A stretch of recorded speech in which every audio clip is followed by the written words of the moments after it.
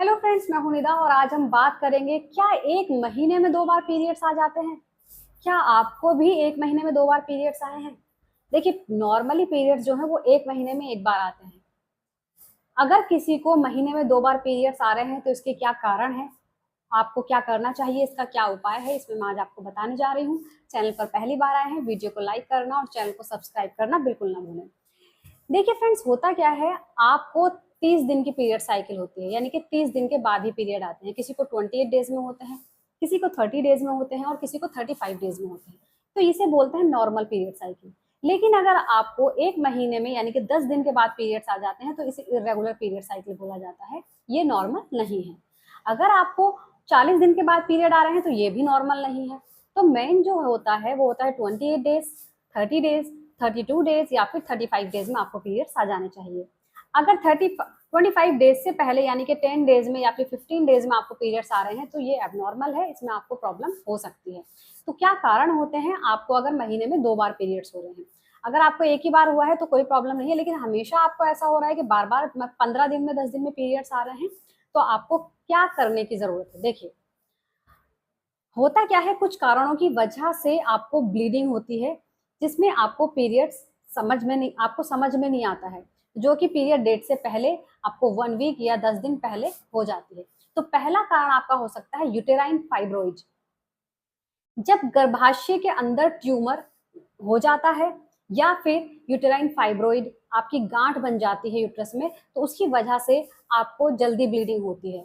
इसीलिए आपको महीने में 2 बार ब्लीडिंग हो सकती है। दूसरा कारण होता है कॉन्ट्रासेप्टिव पिल्स। कॉन्ट्रासेप्टिव पिल्स का देखिए, बहुत सारी लेडीज कंसीव नहीं करना चाहती हैं तो वो कॉन्ट्रासेप्टिव पिल्स खा लेती हैं। तो जब कॉन्ट्रासेप्टिव पिल्स खाने की वजह से आपके हार्मोन्स इम्बैलेंस हो जाते हैं। हार्मोन्स इम्बैलेंस होते हैं तो आपके पीरियड्स इरेगुलर हो जाते हैं। या तो आपको महीने में 2 बार पीरियड्स आएंगे या फिर कभी कभी ऐसा होता है कि आपको 1 महीना कंप्लीट हो जाता है, 2 महीना कंप्लीट हो जाता है, उसके बाद पीरियड्स आते हैं। तो आपकी पीरियड साइकिल इरेगुलर हो जाती है कॉन्ट्रासेप्टिव पिल्स खाने की वजह से। इसके अलावा तीसरा कारण हो सकता है प्रेगनेंसी। देखिए, जब आप कंसीव करती हैं तो कंसीव करने पर भी आपको हल्की सी स्पॉटिंग होते हैं जिसे बोलते हैं इम्प्लांटेशन ब्लीडिंग या फिर इम्प्लांटेशन स्पॉटिंग।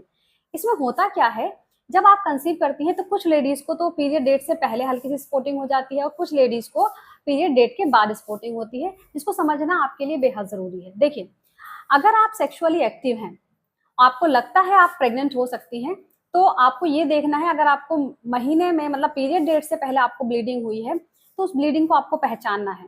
क्योंकि पीरियड वाली ब्लीडिंग और प्रेगनेंसी वाली ब्लीडिंग में फर्क होता है।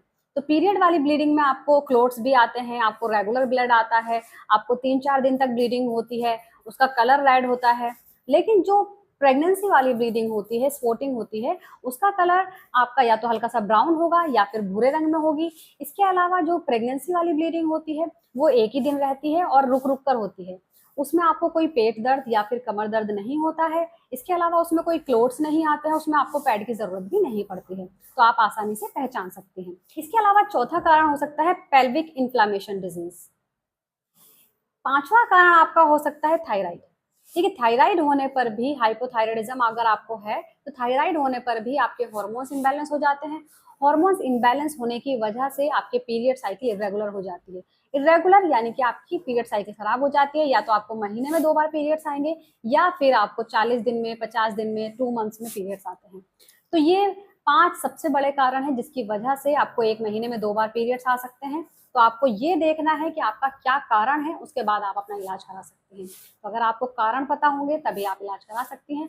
उम्मीद करती हूँ आप सभी की वीडियो समझ आई होगी और पसंद आ गई होगी। इसके अलावा आप मुझसे कुछ भी पूछना चाहें, आप मुझसे कमेंट बॉक्स में पूछ सकती हैं। Thank you so much.